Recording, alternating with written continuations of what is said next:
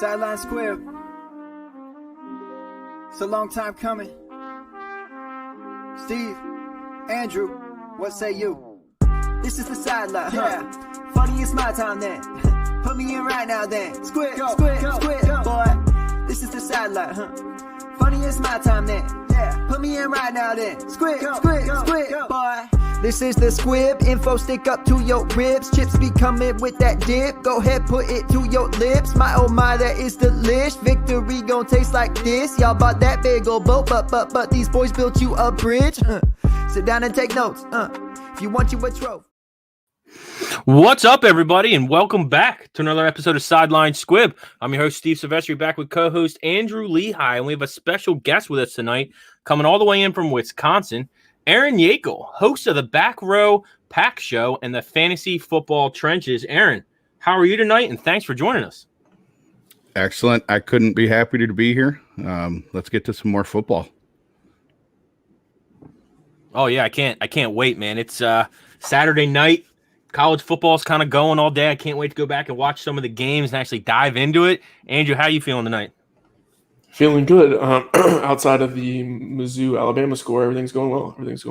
Well, I should say everything's going as expected. I wasn't expecting anything different than what I saw, but just in case anybody was wondering, Jalen Waddle is good at football and should be in the top 5 of your wide receiver board. So congratulations. If you did not already know, I've now broken news for you. Congrats. And Marion Terry wanted to have a chokehold on somebody already, so things have not changed.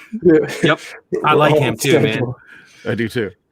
So before we get into our Saturday night picks and bricks like we normally do, there is a few things going on in the football news. So let's start off with the small news. Blake Bortles signs with the Denver Broncos after Drew Lock goes down for a little bit. What are your guys' thoughts? I mean, not to just throw it at you there. Do you think he's going to come in and start tomorrow after getting signed on Friday, or is it still a Jeff Driscoll game until he can learn the playbook? I think it's still a Jeff Driscoll. I'm kind of wondering when Bortles became the third string level quarterback, but we're here. And I mean, Driscoll held the ship together a little bit last year. He wasn't horrible. So I think it'll be his until he sinks everything, and then we might see Bortles again. Yeah, I'm with you there. I didn't know. I picked him up in one of the leagues just because I was in dire need of a quarterback. I'm in. But yeah, I think I'm with you. I think it's going to be Jeff Driscoll's game to start, or at least, in the couple weeks into the season until we figure out what's going on with Drew Lock, if he's going to be back within 6 weeks, within 4 weeks, whatever the determination is going to be after that.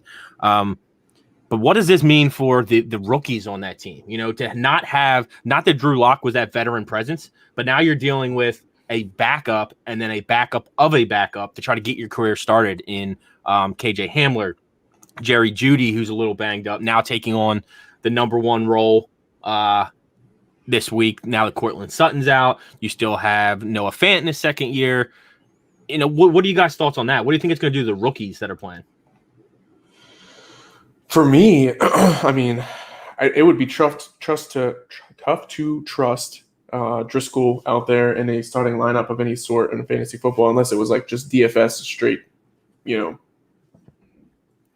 absolute punt play.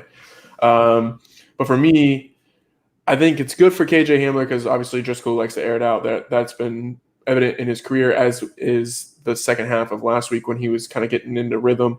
He likes to chuck it deep. And that's good for KJ Hamler. Not so good for Jerry Jeudy, but Jerry Jeudy catches everything. So, I don't hate playing him, but I would hate to be in that situation where I'm even considering it. That's for sure. Yeah, I didn't want to steal any of the DFS thunder later, but I was mildly thinking about the KJ Hamler at the low. Yeah. If you like building with at least one low wide receiver in that low price range, he's definitely going to have some upside. Yeah, I think Noah Fant's going to be super chalky with if Judy's even remotely limited, but I think for sure a couple lineups will have KJ Hamler because he's got that like Deshaun Jackson in him where Right. He could have 3 catches for 3 touchdowns, and it's over. So, and me personally, I don't know if either of you guys caught the core plays I did on YouTube Live. Yes, sir. Last night or 2 nights, was it last night? I don't even remember. It was this morning. Oh, that's how far back I am. I did it this morning. Jesus. It was this morning. Yeah.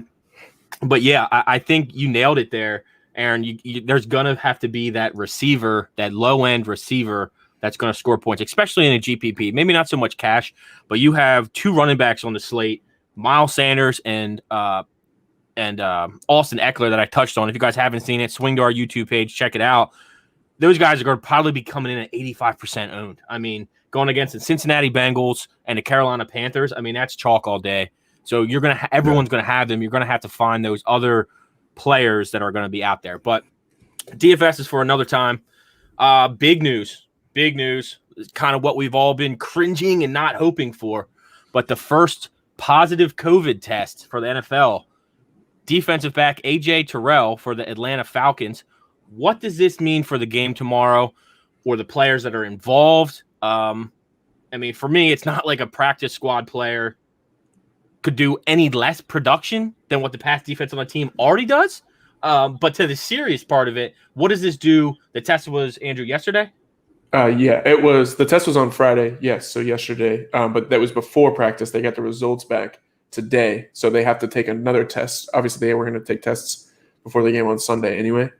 But now those results are super important in regards to if any of them are positive, we're in trouble. Yeah, so keep an eye out on that game. It's very questionable. It's up in the air. This is the first one, guys. This is the first one. So NFL has been pretty locked down thus far. Let's see what they do with the first positive COVID test and how they handle a protocol. Aaron, you got anything to think on that, or have you heard any other news on kind of how they're going to handle it, or what some rules and regulations may be? No, I really don't know what's going to happen as far as if there's more positive tests coming after they tested everybody today. The whole situation kind of scares me as far as using anyone from the Falcons, although if they just call up their practice squad guys, not that we were afraid of the Atlanta defense anyway, but it does just kind of give more credence to playing the guys against them. Yeah. No, absolutely. Yeah. I think great beards. Thanks, Phil. It's kind of a requirement in order to be. I was pulling my own Carson Wentz. I don't know if you guys saw the Colin Cowherd clip with him like bringing Carson Wentz on and then immediately like discrediting everything he was saying because he was wearing a hat backwards. Like that was no. Someone at work told me about that though. It is so cringeworthy. Like Colin Cowherd, he's not a franchise QB or something. Yeah. Something Matt Stafford has literally had a hat glued to his head backwards since he was like a freshman in Georgia. But he's not a franchise QB. Okay, yeah, get out of here, man. Yeah, and like of all things to criticize right now, it's not him wearing his hat backwards. I promise you that much. Carson Wentz has looked terrible. Their offensive line has looked terrible. We knew that going in as soon as Brandon Brooks went down. But my goodness, Carson Wentz was in there like immediately thrown into the fire for absolutely no reason at all because he was wearing his hat backwards. So I'm officially never not going on to a show without my hat on backwards, just out of spite. Oh, so great segue, though. Perfect. Talking about who's going to play, who's not going to play, who we like, who we don't like. We're going to throw it right to you, Aaron. Let's start us off with our week 3 picks and bricks. Who's a quarterback that you are definitely starting this week in your lineup? Someone that may not be a normal starter for you week to week. Only because I've seen 2 horrible weeks out of the Vikings. I am trying to get Ryan Tannehill. Being a NFC North fan up here of the Packers, I laughed all game week 1, and I took a couple victory laps week 1. I shouldn't do that because that means it's all going to crumble. But everybody's saying the Packers were going to be 8-8 this year at best. It's clearly going to be the best 8-8 team I've ever seen. And yeah, with the Vikings defense crumbling before our eyes, I'm all over Ryan Tannehill. I think if AJ Brown's injury woes are clear of him now, I think we're going to see a little bit of a reemergence and remembrance of who he was last year. Yeah, and Jonnu Smith is playing great. I think I know we talked about liking him a little bit before the season as well, and he's really stepped up in the absence of AJ Brown. But what's in the back of my mind is Derrick Henry still hasn't had his game yet. You know, he's always been a slow starter, and he's slow right now. Coming off, I mean, obviously he got beat up last year. I mean, run that many times, get hit that many times, run for that many yards. I mean, give the guy a break, but he's going to turn it on soon. I mean, he's still a very, very big guy and a very good runner. So I love that there. I like it. And Tannehill take, even if Derrick Henry gets going more, that opens up so much more for Tannehill down the field. So I love it there. Derrick Henry's getting the touches, though. He's just not getting the touchdowns, which has been his problem. I mean, that's been the story of his career. Yeah. Right. Like he's not going to be the guy who catches a bunch of passes and keeps a high fantasy floor that way. He needs the touchdowns, and because he's going to get the volume. So, and as the season goes on, it gets colder, and teams get less and less in love with tackling a guy the size of Derrick Henry. I mean, regardless, you don't want to tackle anybody on the Titans team. Like, I'll be honest, like I don't want anything to do with Jonnu Smith. I don't want to try to tackle AJ Brown. I definitely don't want to try to tackle Derrick Henry. What about Adam Humphries? Big and mean too. Adam Humphries, though, man, how does he still have a job? Like he's like the quintessential he's still got guy a couple years too, and he just shows up. He got paid a couple years ago too, right? Like he got it's the finesse that he has in order to windle some people out of money is pretty impressive. I mean, he's coming clutch though. There's been a couple big plays from him. He's no Matt Flynn. He's no. That's a hustler right there. Let me show you one game with 7 touchdowns. No pay. That's a full on. Now you see me, now you don't. All right, so Andrew, who are you slotting into the board? Yeah, I'm going to go super against my own, bias, I should say. I'm going to take a Mitch Trubisky. I don't think he normally would start for most people. I think he's a nice quarterback 2 for most teams. He's kind of like your bye week. Hopefully he's got a nice matchup situation quarterback, but his rushing floor is always going to keep him relevant. He's played really well the first 2 weeks. They are trying to run the ball, obviously, quite a bit with David Montgomery, so that does kind of limit the passing volume. But I'll give you this. Atlanta, who we were just talking about, potentially it's obviously not going to have A.J. Terrell. They're obviously going to have someone else come in secondary if that game gets played on time and on schedule. If that's the case, they've already given up the quarterback 1 in week 1 and in week 2. Like it's in the pace of the Atlanta Falcons is obviously going to create opportunities for the Bears as well. I think, putting yourself in the situation of Mitch Trubisky, his rushing floor, like I said, is going to keep him relevant, and then he has Allen Robinson as well to kind of continue the touchdown upside too. So for me, I think Mitch Trubisky, given matchup and situation, is an easier play this week than maybe he normally would be. No, I agree. He's not hitting any of my lineups to start. You know what I mean? Like, I love the take, and I'm with you. You know, when Mitch Trubisky's hot, if he throw, I mean, Allen Robinson lines up on the right side of the field. Good. He can't throw left. He can't throw left. So as long as Allen Robinson's on the right, I think we're good to go. And I know you're going to love my pick. I'm going to slow the roll, hit the brakes a little bit because it's only been one game. Oh boy, here we go. Let's go. Justin Herbert is not a guy that's normally you're going to start right now. I love Justin Herbert, but he's not a starter. You know what I mean? Like for me, Joe Burrow is not a starter right now. He's not a QB1 on my how I build my teams. So Justin Herbert, okay, this week he has a whole week to prepare for the game plan. You know, he gave your Chiefs a pretty decent run down to the wire for what he could. You know what I mean? Not knowing what's going on, and he was, what was that, pre warm up or pre-game snap? So I'm really digging Justin Herbert this week. And he ended QB 13 last week against the Chiefs, not knowing he was going to play, and now he's coming in against that horrid Carolina Panthers defense. Give me Justin Herbert. Let him settle his roots in a little bit. Even if Tyrod comes back and he's healthy, I think this is it. I think Justin Herbert found his. He got in a little bit early than expected, but I don't think he's going to leave. I think he's in now. So I'm going with Justin Herbert, especially against the Carolina Panthers. Personally, I think it helped him that he didn't know he was going to play.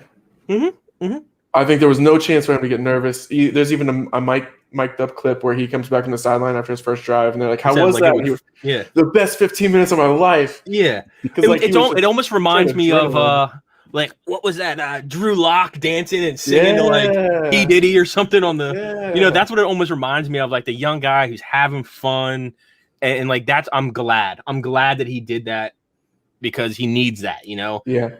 A lot of people are down on Justin Herbert because of Oregon and because of his play style, but but like he showed his rushing floor. He got the rushing touchdown. He can get out of trouble.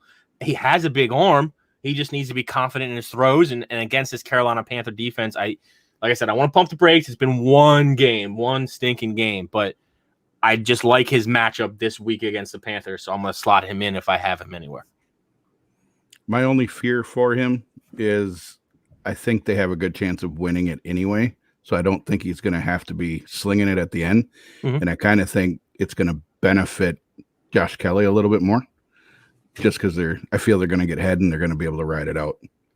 Yep. Yeah, I saw when I was doing my research on Austin Eckler, Josh Kelly, I think leads. I had to double check it. He was up there. He leads the team for sure in goal line carries. Yeah. I know that. So Austin Eckler's like CEH leads the league in goal line carries, and he has no touchdowns from the goal line. Yeah, I don't think it's league. I think it's his team. I think it's his team. So, but no, just to pigtail off of that, I'll swing it back around because I went with Justin Herbert that I'm going to start, and a guy that I'm actually taking out of my lineup, which sucks because I have him in a lot, and I don't get me wrong, he's still a stud quarterback, and he's still going to end up as a top 10 quarterback, maybe even a top 5. But I'm fading Deshaun Watson this week against the Pittsburgh Steelers.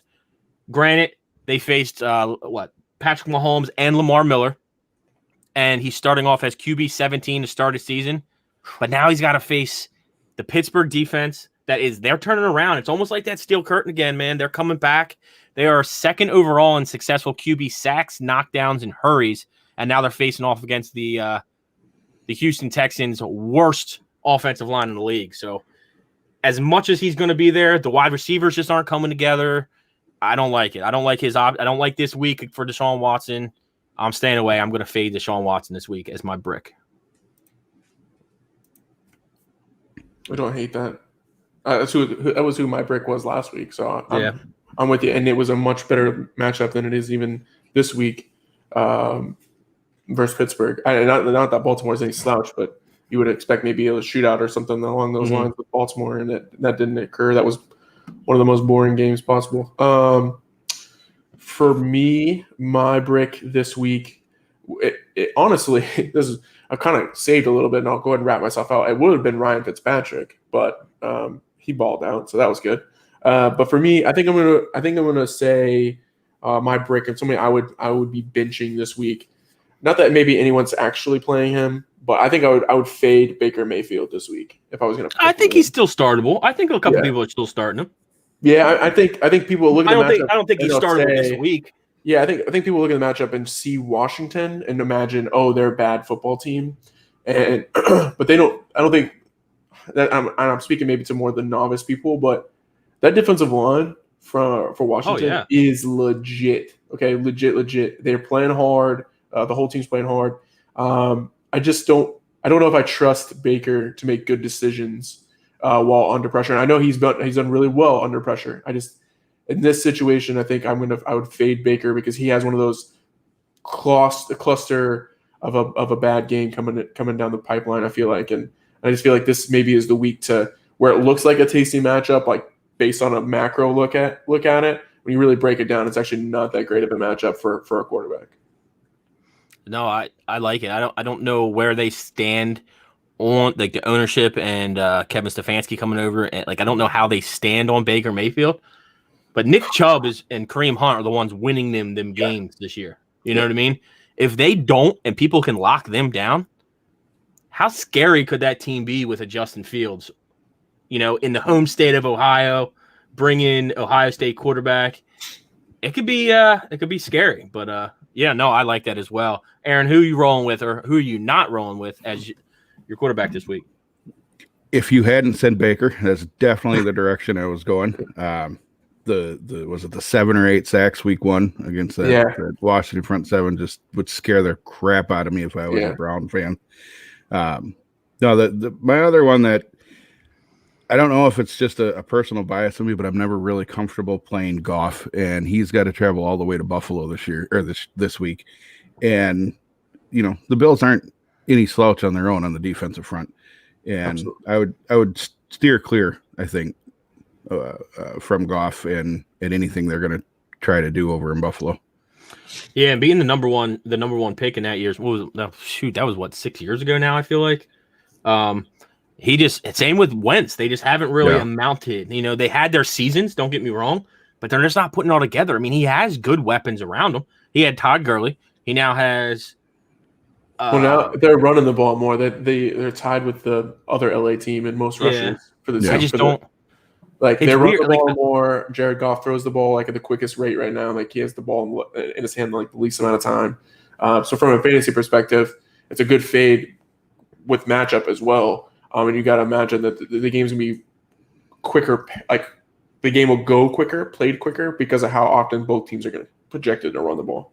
Right. But having Cooper Kupp and having Bobby Trees and Gerald Everett, you'd think they would really try to get the playmakers the ball. You know what I mean? They're dealing with Cam Akers, who I don't like. I mean, that might be a. That's the thing, though. It's like they haven't decided who they want to run it. It's either Cam Akers or Henderson or Malcolm Brown week 1. Yeah. They all have talent, clearly. Just pick one and roll with it and let them get moving. Yeah. If not for your team, for everybody out here. Do it for us. Yeah, for us. Do it for us. Yeah, we're the ones we're the paying customers, damn it. Right now we are. And Darrell Henderson, I think, could have a coming out party this week. I'm not gonna lie to you. I think his involvement, hopefully this week, with a limited Cam Akers and Malcolm Brown. One of them has a bruised hips or bruised ribs. Which one? It's Akers. Akers, right? And there's already a story out right now about him considering not getting the shot because of what happened to Tyrod Taylor. Instead of getting the pregame shot to the ribs, the numbing medication, whatever. There's already a rumor that he's considered not. They only share facilities. They don't share team doctors. Yeah, thank God. Yeah, thank God for that. That's still enough to scare you though, man. You're a young kid. I hope Darrell Henderson goes off because I don't know if I don't think it's the Devy league that you run. But it's one of the other leagues I'm in with you where I just went 0 running back and I went 0 running back hard. And I think Darrell Henderson is my RB1. So come on. Yeah, you're looking out there. I actually traded Tyler Cam Akers this week in our he's a big Akers fan, right? Tyler Gumpin. Yeah. Hey, Tyler Gumpin, if you can somehow get Cam Akers and Rojo and put it into a package, you might get Saquon back. You might get whatever you want out of that bad boy. Pepsi 4 players for Cam, but we can now. Pepsi Drinker 89. We can see your comments. That's the first one to come through. Anyways, the running back situation. I like the fade of Jared Goff. And it's not because I don't think he's talented. I think he can be talented. I think he's a serviceable quarterback. I think the Rams have enough in Goff to win. But from a fantasy perspective, we're talking about trying to pick a top 12 quarterback. I don't think Goff lands in that top 12 category this week just because of the game script or how we imagine that game to go, the matchup itself, and then just how often they run the football. I know they're not going to run the ball as much probably with a banged up running back room, but they do have enough running backs. Hopefully they're going to suit up that continue to and then Robert Woods is going to get a carry. Cooper Kupp's going to get a carry. Stupid stuff like that always ends up happening. Phil says the started Fitz and Herbert over Baker and Trailer Park Boys in one of the leagues he and I like that.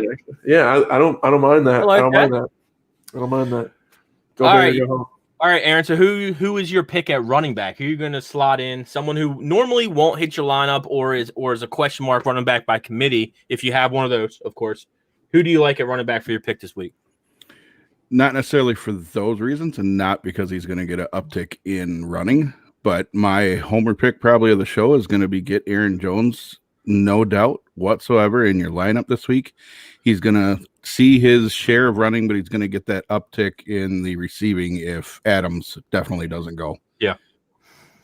Yeah, there's a lot of potential. Man. I know. Devontae Adams is the best wide receiver. But, I should pump the brakes. There's still DeAndre Hopkins, but he might be the best wide receiver when healthy. Like at least a route runner for sure. So as a football fan and as a fantasy football fan, I want Adams at 100% at all times. Yeah. So yeah, I'm with you there. Yeah, you're definitely going to see though a bump for the running back core. It's going to be Aaron Jones and I think a little bit of Tyler Ervin.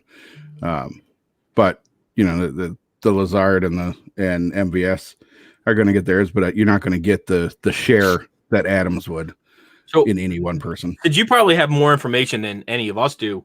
What's going on with Jace Sternberger? Is he going to break out like we think he should, or is he going to be one of these third-year tight ends that we're seeing most common now? I mean, he has the size and the talent. Yep. I thought it was going to be this year, but it's perhaps it's not the preseason or the normal preseason that they didn't get, but they are using DeGuara a lot more than I was expecting out of the gate, and I think he's cannibalizing a little bit of what Sternberger would have normally gotten if DeGuara hadn't been their pick this year. Yeah. Okay. I like it because I'm still he was a cheap buy when he first came out, and then he's now even cheaper, and I'm still locking up. I think that's a good pick there. I think that's a good pickup if you can stash someone away because, you know, everyone thinks about Aaron Rodgers and what they did with Jimmy Graham and Jared Cook Jared Cook. Yeah, Jared Cook was the last real one that we He only had what, one? Yeah. He got hurt that year though too, so yeah. it was like but you know what I mean. Whatever I'm trying to say here. Aaron Rodgers, you know, had his. I'm trying to think who was the tight end who caught that pass on the sideline in like. That was Jared Cook in Dallas. Jared Cook. Okay. Yep. All right, so that's what I was thinking of. But yeah, so I'm thinking Jay Sternberger, good pickup there. I like it. Andrew, who do you like at running back this week? I am going to go with James Conner. So two very unorthodox picks for me. I don't have either of these guys that I've so far told you guys to play, so I am being as unbiased as possible.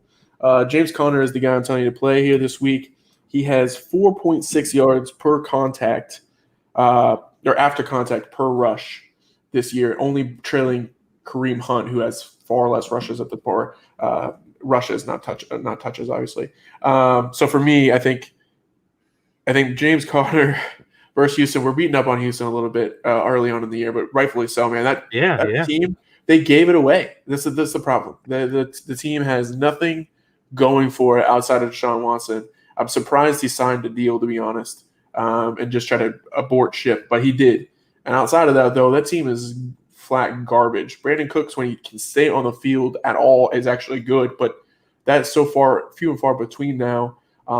And especially hitting the wrong side of his career trajectory. So for me, and then you got Case Stills. Will Fuller can't stay healthy. His hamstring's probably tight right now as I'm talking. And like the defense isn't any better either. J.J. Watt just completely wasted a career in Houston, and it's really, really just disappointing from if you were a Houston fan, which I'm not, obviously. But James Conner is going to get plenty of work this week. And I feel like they're going to be in control of this game early, and they're going to be able to pound the rock. James Conner, I know he had a big long run at the end of last week, which kind of padded his stat line a bit, but I think that's going to be a little bit more common in this game versus Houston than it has been in your recent past. Now, that all is I spoke on injuries. That does mean James Conner has to stay healthy too. But as long as he stays healthy in this game, I think he can get a healthy dose and kind of ice away the game. So here's one for you. Little off topic. Well, no. It's always off topic. I know. Akers is out, by the way. So with the way the COVID world is going right now, and everyone's virtual and whatnot, like when I was doing my break earlier, I had this screen going and this screen going and this screen going. What do you think? I mean, Bill O'Brien was known a little bit when he was in Penn State. He like his demeanor isn't there, but he was a fun, always trying to crack jokes guy. Not that they came out the right way, but can you see Bill O'Brien in his GM screen with his tie and everything on, calling in Bill O'Brien, his coaching outfit on this screen, and firing him? Firing himself this season, because I think that's what's needed. Just give us something to, Bill O'Brien, you might have been the worst GM and the worst coach in the NFL, but like give us something that you can just go out on a good note with. We'll still love you. They should do like a Hard Knocks with Houston and have him try to be both people at the same time. Like he rips off his suit like he's like he walks up into like two different offices. He's like, "Oh, this is my coaching office, and this is my GM office." Oh man, we have gotten off the rails already. I know we have, but let's go. Another one. I got a one that it's just so tough, but I like him this week. You know, I think this is a week where one DFS is going to be insane because there's a lot of weird matchups. Yeah. But for fantasy purposes, Devin Singletary again. Zach Moss officially ruled out. He was starting to bite in a little bit to his into his carries. But for Singletary, I think there's two things here. One, I think this is the big week for Singletary to prove that, yeah, he's still the guy that they drafted last year to be their running back. You know, don't let Zach Moss come in out of Utah and kind of steal that thunder. Like, this is his week to prove it. And then on top of that, he has a decent matchup against those Rams that we were talking about earlier. You know, outside of Jalen Ramsey locking down, I guess it would be Stephon Diggs now. You know, they got torched by Zeke and Miles Sanders. Granted, he's not in the tier of Zeke and Miles Sanders, but he's still a decent runner. And then they still have to worry about Josh Allen, who is their true goal line running back anyway. So I like Devin Singletary this week, and just adding to my weird picks. I got Justin Herbert and Devin Singletary kind of in my starting lineups if I have them. I like that a lot. Yeah. Devin was actually going to be, if I didn't want to be a homer on that, he was the direction I was going to go. Like you said, Zach Moss is out, and this is going to be the week that he's going to remind his team that he does have more than just a first and second down ability. Yeah, and don't quote me on this, but didn't last year he have something like the most yards per carry on a per touch basis or something like that? Like he was just spitting out 5-6 yards carries like it was nothing. Yeah, he was like leading, Jacobs and Miles Sanders for yards per touch and all that stuff. Granted, his volume wasn't there, and he was doing a lot of his stuff in the passing game. But regardless, it didn't really matter. Frank Gore was there to eat up all the touchdowns, but and Josh Allen. But so who are you staying away from at the running back position this week? Speaking of Frank Gore, whoever is in New York this week, Frank Gore, Kalen Ballage, the Jets running back. I don't want any part of them. The Jets team. There's no way in my mind they're going to have a game script to let their running back eat, as it were. And the Colts are just going to eat them up. And poor Darnold's going to have to try and throw his little mind out to try and keep up. You know what's crazy, though? Like, we're pretty decent at DFS, but can't you just wish you had the money to just enter $100 entry fee and just stack the New York Jets this week? Yep. Just like, here's $100, guys. Go do something for me. That's always been my dream, is just having the ability to play one of the team that shouldn't do it. Yep. Yeah. And not care about losing the money, but in at something some point, other than that's one of gonna those win. 5-cent pooch punts. Absolutely. Where you're like win more than 50 cents off of it. I 10x'd my entry fee. It's 50 cents, but I 10x'd it. I'm all about that $2 prize pool. Yeah. No, I'm with you there. I'm all out on all of the Jets this year. There's one Flavion went down, and don't get me wrong, I was in. We've tried Chris Herndon. He's the highest. He's played the most snaps and blocked the most snaps out of all tight ends that are starting tight ends in the NFL. What the hell are they doing? Like, yeah, I'm out. It sucks. I'm out on Chris Herndon. They've known officially out. Like, what the fuck? Yeah. And I love that you said, Aaron, I wouldn't want to cut you off, but you said, I don't think they're going to have the game script to pound the run. I don't think they have a script. I don't think they have a game, nothing. I think he just walks in, Adam Gase walks in, hits himself with some smelling salts and says, let's roll, baby. Let's do it. What do we got? Who's out here? Let's lace him up. Let's get him going. Like, I don't know how that guy has a job. His play card's upside down when he's calling plays. Play card, like what? He doesn't have a play card. That's a joke. For me, running back I'm fading is Melvin Gordon versus Tampa Bay. We it's kind of a staple at this show. Whatever running back is playing Tampa Bay, we tell you not to play them, and it works out pretty well because Tampa Bay's run defense is somehow underrated year in, year out, week in, week out. So this they have Melvin Gordon's going to have a long day, man. They're going to stack the box because you have Driscoll and or Blake Bortles as the options at throwing the football. They have no Cortland Sutton. So it's going to be double Noah Fant. Don't get beat over the top KJ Hamler, and don't let Melvin Gordon beat you. They don't even have Philip Lindsay. So it's going to be stop Melvin Gordon, Melvin Gordon. And just to throw something at you here, this guy drops absolute fire. Just 250 stats a week he puts out at TNFF Tyrell. So if you're following at home, at TNFF TYRELL.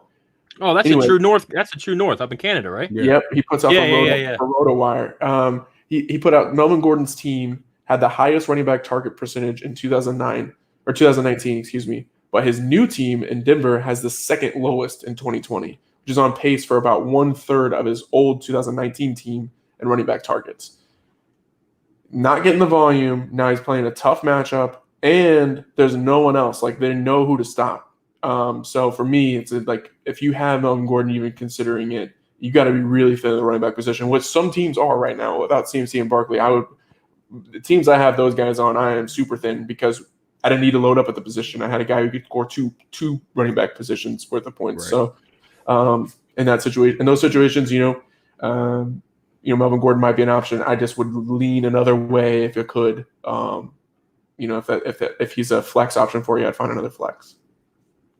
No, I'm staying in that same game. I just don't like that game in general. I'm staying in that same game with Ronald Jones. Sorry, Tyler Gunther. Sorry. But I'm staying away from it. It has nothing to do. I'm a fan of Ronald Jones. Like, I can't say that. Like, I'm a fan of Ronald Jones. But it's a tough Broncos team to face in week 3 with the added pressure of Leonard Fournette kind of taking over the backfield week by week, snap by snap. I don't know exactly kind of what's going to happen there. What was it? Leonard Fournette it was 13. He was up from 13% to 43% snap percentage from week 1 to week 2. And last week when Tom Brady got his first win, Leonard Fournette was the guy that was pounding the rock at the end, kind of closing it out, chewing the clock. So that's all just eating up Rojo's time. And it's only, Leonard Fournette's a very good running back. He just ran into some issues in Jacksonville. If you believe Bruce Arians, then he's talking about how he just told Keyshawn Vaughn his time's coming too. Which I don't believe, but I mean, no, his time's coming for the Jets. Yeah, there's another team. Like, the point is like there's another running back that could also eat into his share, which is just crazy to me in that offense. So yeah, I'm with you. That I'm kind of staying away from that game as well. I don't think it's gonna be high scoring enough to touch either wide receiver at their price at DFS. And obviously, if you have Chris Godwin or Mike Evans, you're playing them. I get that. But in DFS, I think I'd be going a different direction away from that game personally. But yeah, and then I'll start us off with wide receivers because I actually have a pick and a brick, double rookies this week. Okay, you go. Not to go, but I'll start us off with our prick and swing it. Prick. I'll start us off with our pick and swing it around. I'm going to go pick CeeDee Lamb. Andrew, your guy, CeeDee Lamb. Yeah. So he's coming off his first 100-yard game of his career. So his confidence is more boosted than it already was. He's on a very good offensive team. They're grinding right now. They're having fun in Dallas. I like that. And now he gets to face the worst team against receivers this week in Seattle. Not normally does the word Seattle and worst come in the same sentence. But it is. I mean, it's crazy. Listen to this. So tell me what these stats have in common. Julian Edelman, 8 receptions, 179 yards, and Russell Gage, 9 receptions, 114 yards. Both of those came out of the slot, which is exactly where CeeDee Lamb plays. I'm locking him in this week. I mean, it's crazy. And not to mention, our Josh and Abe and our DFS team over at the Sideline Squib Platinum membership on sidelinesquib.com. They have a ton of different metrics to play around with, being, one being trending and moving Vegas lines. And for me, this one I was messing around, is a 55.5 total, which keeps moving up to the highest total on the slate this week. So I'm loving what I'm seeing there. It's going to be a high-scoring game. And to say that, Russell Gage and Julian Edelman can put up over 100, I'm going to go CeeDee Lamb here and think that he goes 100 and a touchdown. Monster game. Love it. Yeah. I would play CeeDee Lamb over Michael Gallup this week. And it's not because I don't think Michael Gallup's going to have a big game. I just think CeeDee Lamb's going to it's going to be like a vacuum of targets. It can be really all right, well, here we go. Before we do this, Andrew, simple plug here. Aaron, we do this every week on the show. We get our sponsor involved, Thrive Fantasy app. They deal a lot with the over and under of the DFS. So we're going to go with, Aaron, what do you think? CeeDee Lamb over or under 100 yards this week? Andrew, hit us with the sponsor. Hey guys, I wanted to take a second and talk about our sponsor, Thrive Fantasy, the up-and-coming fantasy sports app where you can take your prop bets into the DFS style. It's a pretty sweet little thing, so make sure you guys head over to thrivefantasy.com or check out their app. Use promo code SQUIB, that's SQUIB, when you sign up today, and you'll receive an instant $20 match on your first deposit of $20 or more. You can download the Thrive Fantasy app at the App Store or on the Play Store by visiting their website at www.thrivefantasy.com. Sign up to prop up today.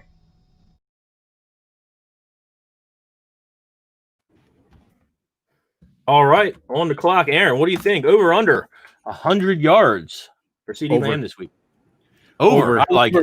I love it. Because, if I may explain a little bit, there's something I think being covered up a little bit with just how well they're actually throwing the ball, but their offensive line, I think, is getting to Dak a little bit too quick for his comfort, and he's looking for the dump-off throws, and CD is that beneficiary on his short slant routes and everything, and he's definitely the kind of player that can take those short ones to the house at any point.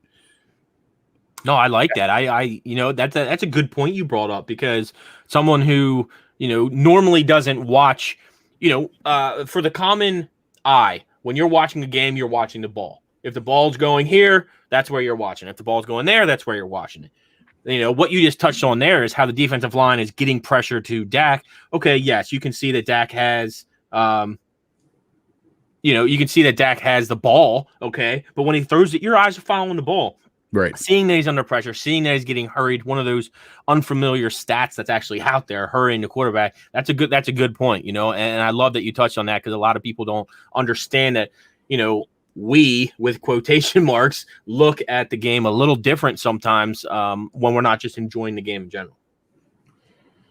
That's why I hate giving advice about Chiefs games, because I don't watch the game the same way. I watch the game as a fan. I watch the Chiefs game, and then I watch other teams that I don't care about, or fantasy teams, like games I'm concerned about my fantasy with. I watch those games differently than I watch the Chiefs. I watch the Chiefs as just completely I don't. Yeah, I'm criticizing what the broadcaster is saying. Shut the fuck. I'm totally a fan when I'm watching the Chiefs game versus an actual someone who's studying the game or studying how the player is playing. And I believe ROS means rest of season, correct? That's what I was. To me, it does.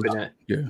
Sort out the comment section here. Phil did make a good point. We should bring him on, by the way. We need to bring Phil on here so he can, instead of jumping in the chat, he can voice his opinion. But he said start all wide receivers and sit Schultz versus Adams, which I think is a low-key, absolute smart move when you're talking about DFS. People are going to try to plug in Schultz and be like, well, he's the cheap one in a high-scoring game. Yeah, newsflash. They have the best safety in football. That's playing. He's just going to shadow him. So, or at least make it a nightmare across the middle. So, I'm all about fading that. That's a good call. We're at wide receiver picks, correct? I don't think I've given much. Yeah, we're somewhere like that. So for me, I'm going to go with Aaron's boys here. I'm taking Alan Lazard. I think to your point, Aaron Jones is a must play. I think everybody knows that. But someone's going to catch the football other than a running back. And Alan Lazard actually has, when Aaron Rodgers throws to him, he has a perfect quarterback rating of 153.7. He does. He's caught everything. He's going to be the possession receiver. Whereas, MVS is going to be 4 or 5 for most likely 120 and a touchdown, hopefully. But it's going to be Lazard getting the targets out of the wide receiver core for sure. Yep, and he was everyone's darling leading up to the season. Anyways, everybody was kind of on board with Lazard. And Ray GQ on Twitter as well made a good point. If you're not going to start him this week, when are you going to start him? Don't ever. Yeah, you have to play him this week. So I think it's a solid move given the team that they're playing against as well. With New Orleans, so should be a fun game. I hope it's a better looking game from Drew Brees and the Saints than their first game without Michael Thomas. A little bit more exciting, but I think people are onto the whole fact that Drew Brees doesn't throw deep anymore. So that's another. Is Drew Brees fadeable this week? Drew Brees is Derek Carr 2.0. So you mean 2018 MVP if he didn't break his leg? Jesus, bring that up. Every argument, every single one. What? You're talking the 2-0 quarterback, then what? 5 touchdowns, 0 interception. And then he broke his leg. Like he wasn't the MVP, he was the favorite at the time. Oh god damn. I don't know. Raiders fans, you'll latch on to anything. Look, we sold a lot of merchandise the other day too. Like you latch on to anything. That we did. Anyways, back to the Packers. I do think Lazard's a very good play this week at wide receiver. If you're thin at all, I think he's definitely a play. So easy enough for me. To your point, Steve, if Breeze is fadeable, I wouldn't laugh at you if you did fade him. If you look at how the Packers opponents have scored points this year so far, it's been when they're, I hate the term prevent defense because we all know the only thing that prevents is winning. But when they are needing a stop, they're getting it. It's when they're giving them room that the yards and everything are getting eaten up. Yeah. So yeah, if they're, as we would expect with the top 2 wide receivers out, keeping it close, I think they're gonna not be in that luxury of letting them run up the score by any means. So I wouldn't yell at you for fading Breeze. Oh, trust me, I've been live on air before last year, and I've faded CMC, I've faded, and it worked out. It worked out. Basically, both Tampa Bay too. Yeah, I think Alvin Kamara was the other one. Yeah, I think it was. Yeah, so just to pigtail off of that about Raiders fans stick to everything. That other rookie that I'm fading is actually Henry Ruggs this week. I'm fading Henry Ruggs. Ever since week 1, when he left with that knee injury, he came back. Like he played 65% of the snaps, but he had 1 reception. Doesn't look the same. I'm not going to say he's hurt or it's not lingering him, but to your point, Derek Carr has looked great, but he isn't pushing the ball downfield. He's not doing that at all. He's relying on Josh Jacobs and he's relying on Darren Waller. And that's fine. That's fine to be a game manager, and that's what he wants. He wants to win. I get it. Or he's not here to make our fantasy value happy. All right, I get that. But to combo those 2 things together, he's probably going to then be faced up against Stephon Gilmore. So I'm out. I'm 100% out on Henry Ruggs this week. That's a tough go. That's a tough go. Stephon Gilmore is a shutdown. I mean, he's like literally the example of what a good cornerback looks like. So I would be Ruggs is out. That's what Phil is talking about. Ruggs might even be out. Yeah, he was questionable. I know he was questionable coming into it. He played all of last week up to. They're going to trot him out though. If he can go, they're going to put him out. Yeah, I don't. They have to give the position. Yeah, last week he was banged up and still, like I said, played 65-ish% of snaps and caught 1 reception. So I don't think it's going to be anything. Maybe they should just sit him. And Phil, maybe you got more information than I got quick enough. So I appreciate that. I appreciate you shooting out to us, letting us know because. Would you guys pick Fuller, Lazard, or Pittman? Pick one. Lazard. Will Fuller, Alan Lazard, or Michael Pittman. Pick one. Based off of matchups, let's go. Will Fuller's playing Pittsburgh. I'm out on that. Indy. Who's Indy play this week? Forgive me, the Jets. Yep. With Paris Campbell out. Yep. I'd probably go Lazard. I would probably go Lazard there as well. I'm not that. Not to just add to the Packer fan there, but I think Aaron Rodgers has a better ceiling to make things happen in Green Bay. Yeah. I'm with you. I think it'd be a clean sweep based on Aaron's nod. I would take Lazard as well. Yeah. Yeah. Yep. Cool. All right, moving on. What do we got next? We got Bricks. Yeah, Bricks. I just hit my Brick wide receiver. Aaron, who do you have as wide receiver that you're staying away from? Why do I want to keep calling him Chad Pennington? Robbie Anderson. I don't want to trust the 2 weeks that we've seen out of him. I'm always usually afraid of the wide receiver that changes teams. Some reason he's had a very good 2 weeks. I can't deny that. However, I do believe the Chargers have a pretty good secondary of their own. And yeah, Robbie Anderson would be my fade this week. And they have for a big time defensive line that gets pressure immediately. Absolutely.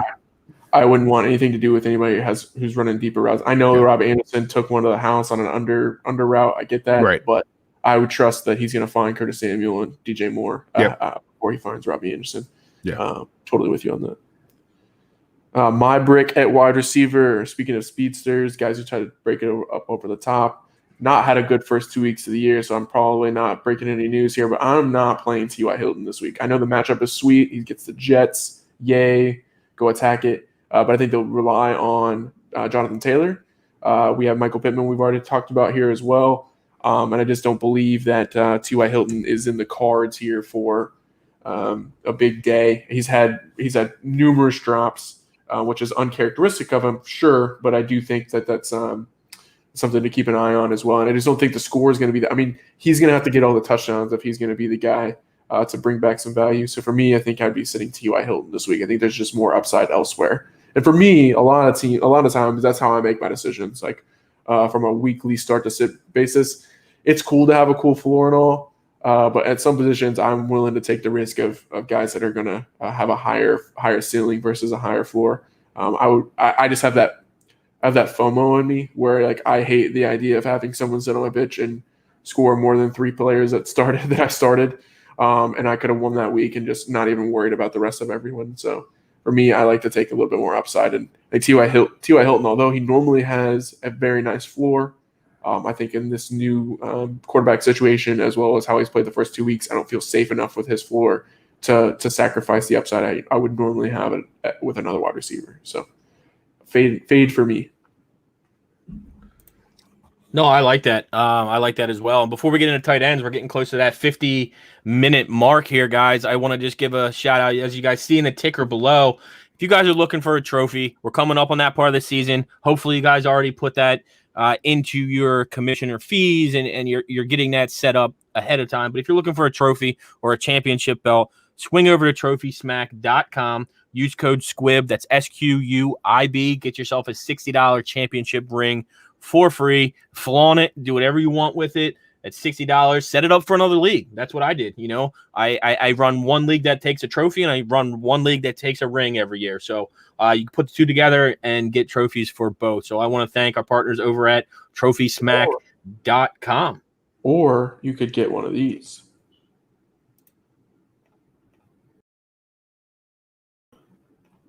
Get yourself a grill. What's that? A grill? That's a grill? Yes, I forgot. A grill instead of one of your rings. So if you really want to get flashy with it, that's what you could do. If that's what I forgot about those. Yeah, I don't know. If you have a Right. live draft, you have to show up with that. Oh, that's awesome. I might just get one for the heck of it. That'd be cool. I'm gonna wear it on the podcast every night, every Saturday. Not what we're doing. We're not doing that. All right, I'll start us off. I'll go quick. Let's double shoot. Let's double barrel this one. I'll go my pick and brick. Aaron, you go your pick and brick, and then Andrew, you follow with the same. I'm gonna go pick T.J. Hawkinson this week. I don't know if he's normally in a lineup. He's kind of on that bubble as it is anyway. But I'm gonna go with I'm starting him this week. You know, he's in that great matchup. We all know what he did in his first career game against the Cardinals last season. Who knows if it's because Galladay's out or if he's not playing, that he's kind of seeing a little bit more uptick in receptions and targets. I think it may be, but it's his second year. He's more into the season. Matt Stafford's back. I like it. Isaiah Simmons was supposed to come in and be that guy to lock down some tight ends, but he hasn't really caught up to the speed of the NFL game yet, although I think he will, but he's just not there quite yet. So I'm going TJ Hawkinson. I'm going to lock him in. And my brick's an easy one. I literally just have Chris Herndon because. So, Aaron, go ahead and take us out with your tight end picks. I think Hayden Hurst continues to see an uptick in Atlanta. The chemistry is getting built. I think you're seeing a little bit of where they left off last year using the tight end. And a little bit mentioned before, but I am steering away from Noah Fant this week. I just think that with their new QB and the wide receiver core up in the air, I just don't think they're going to be able to not cover Font. They're going to make everybody say, okay, prove us with the rookies. No, I like that. I like that too. It's just a tough matchup in general. Yeah. Yep. I'm Andrew. going to mix up a little. I'll make for it. I don't have a pick for tight end because, again, another week here where I don't feel comfortable enough at fading a tight end completely. I think that's such a volatile position that touchdowns are so dependent. It's very difficult to pinpoint who's not going to get the touchdown. I think Schultz would be the one that I would fade for a lot of the reasons that we already talked about in regards to Jamal Adams and the rest of the target share where we expect it to go. Although it is a high-scoring offense, I don't think that's the one to be targeting. So I'll give you 2 picks instead, and I think it'll be 2 picks. Here, I got a question. I got a question for you. Let's. I'm going to throw a curveball at you here. Since you don't have a pick, someone in the chat says thoughts on Jonnu Smith. Give him your yes or no on if he's going to be a top 12 tight end this week. Yeah, so I actually have 2 picks, no bricks, but so I do like Jonnu Smith. Jonnu Smith in that offense is going to find his way into the end zone as well. I think the Tennessee Titans actually have outside of Corey Davis's random all of a sudden emergence. It's a pretty isolated or pretty narrow funnel in regards to their pass catchers. There hasn't been A.J. Brown, so if he does come back, even if he's limited, I think Jonnu Smith still eats over the middle. Yeah. And as long as Derrick Henry doesn't take all the touchdowns, I think he ends up finding himself in the end zone. I just want to get on the workout program that Jonnu Smith, Derrick Henry, and A.J. Brown clearly all share. That's the program I'm trying to get in. Mm-hmm. I'm almost there, by the way. Yeah, I'm getting there. It's got stretched before. For me, the 2 picks I have at tight end are 2 of the lesser names, and definitely no one that was drafted in the offseason, at least in some of the in most of the drafts I was in. Logan Thomas for Washington. He played 51 snaps at wide receiver last week in week 2, 44 of which were in the slot. He had 8 targets in week 1 and 9 targets in week 2. That kind of volume is hard to come by, especially at the position. And I think another good matchup here for Logan Thomas, and he's shown that he can actually play. Like he's legit, and he also is getting the volume. So for me, I think he could be a viable start as well. And then Drew Sample. Everyone's going to forget about Drew Sample because Thursday night feels like 2 weeks ago. For me, Drew Sample obviously is a favorite of Joe Burrow, or the tight end position is a favorite of Joe Burrow. We talked about that with Tyler Boyd leading into the year. He's a big slot and inline guy. It's his first read is the tight end in the slot. So for volume purposes and how often they're throwing the football, Drew Sample is going to be a play on most weeks based on just the volume that we can expect him to get. And they're not using Joe Mixon in the passing game, so we'll continue to ride that as long as we need to with the other pass catchers and Tyler Boyd, A.J. Green, and Drew Sample. So sucks about C.J. Uzomah. He probably was going to have himself a nice fantasy year with that same volume. So Drew Sample is going to kind of eat up some of that now, which I know you're a fan of, Steve. Yeah, no, I am, and I'm looking for that. And my thoughts on Jonnu Smith is the same way. You know, I liked him coming in. We bought him in a couple leagues where we're going in together, and he's proven to do that so far. You know, hopefully when A.J. Brown comes back, I don't think that's going to hurt Jonnu Smith. What I think is going to happen is you're going to see Corey Davis, who's way up here, kind of fall down below the 2 of them, and Jonnu's still going to be that guy in the middle. Which I love. I like the matchup there as well this week too. I think Ryan Tannehill is going to ball out this week. So there's only 2 guys to catch the ball right now. Adam Humphries really isn't a threat. So, but guys, we're about at that hour mark. So, Aaron, why don't you tell everyone a little bit about where they can find you, where they can find your work, or anything else you want to shout out? As you mentioned at the top of the show, hopefully, once I get my studio set up in my new house, we will get back to recording the Packers Back Row show. But very soon here, we will have a reemergence of the Fantasy Trenches. I'm bringing on a new host since we did lose the original founding member a few months back to the Dynasty Debbie Hour. Debbie Happy Hour. I forget what they call it over there. DHH Matt moved on and up to better things. And yeah, I'm excited to get on a new co-host here finally. So that'll be starting up soon. And as far as over at Dynasty Happy Hour, you can find the ranks, staff ranks, and what am I doing right now? We are on single QB at the moment, is where I'm ranking right now for Dynasty Startup. But yeah, that's where I am. You can find me at Yakel on Twitter. Feel free to reach out. Where do you have Tua in your Dynasty Startup single quarterback rankings? Roughly? I would have to look. I haven't updated them in the last, I'd say, 4 weeks or so.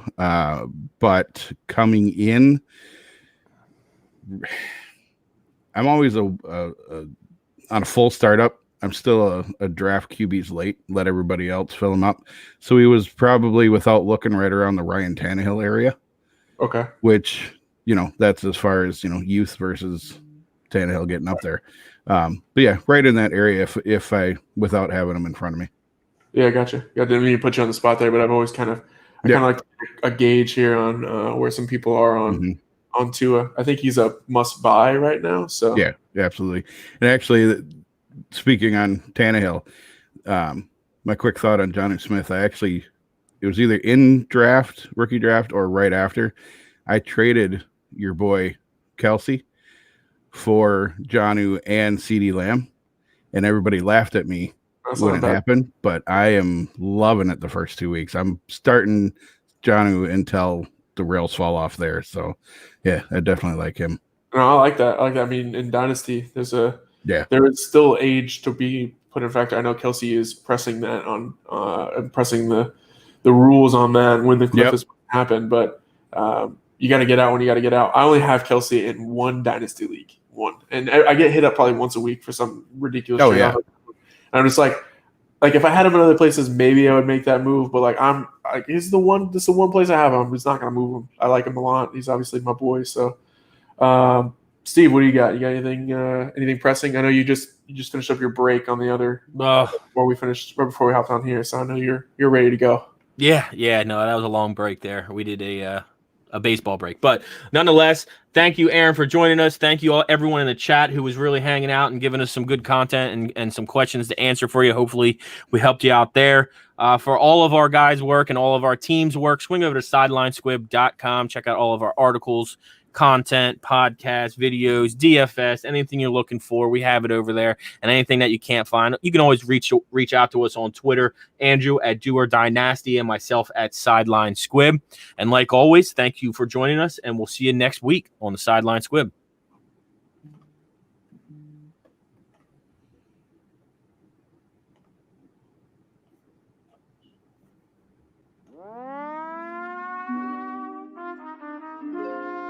Sideline Squib.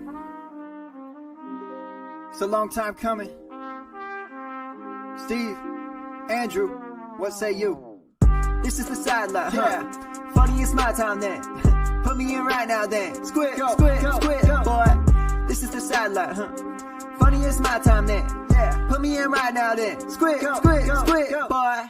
This is the Squib, info stick up to your ribs. Chips be coming with that dip. Go ahead, put it to your lips. My oh my, that is delish. Victory gon' taste like this. Y'all bought that big ol' boat, but these boys built you a bridge. Sit down and take notes.